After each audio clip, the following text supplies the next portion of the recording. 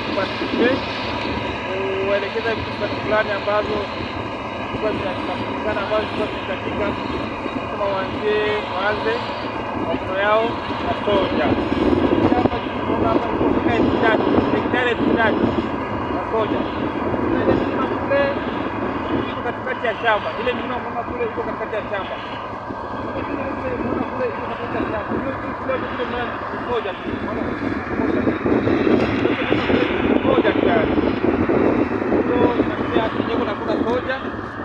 Hiyo ni mashine ya kuvuna unaona hapo. Kuna moja hapa. Kwanza masaa 6. Kwanza ya hii mchana hapa. Inaelekea masaa 10.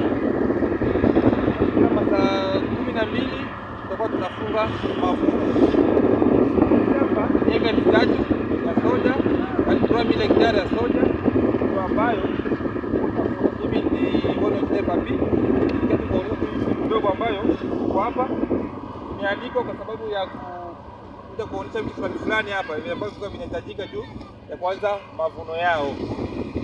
Kwa hiyo sasa tunaonyesha haya kidogo ambayo iko hapa, na kama ile kule ndio store ile kule nyekundu ile gari kule, sio gari, ni mashine gasi. Unaona kule mashine nyingine iko na tanki yake, yani hii hapa ya inaenda mkimina mule, ile ndio inabeba kwenye store, yani kudepo.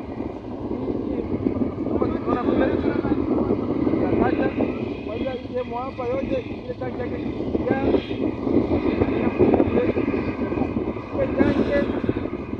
ni ya tani 2 ya jetoni. Ile pale ya jetoni ndio zote watatia wapi? Wanakuja mmoja nyingine gari kule, wale ile mashine kule, ile mashine inabeba kudepo. Ni wao ndio papi kutoka Mozambique. Kuna experience agricole, kilimo, maisha. Ni kazi sana kwa kulima wana Afrika, ufalme wa ardhi. Viva. Asante sana.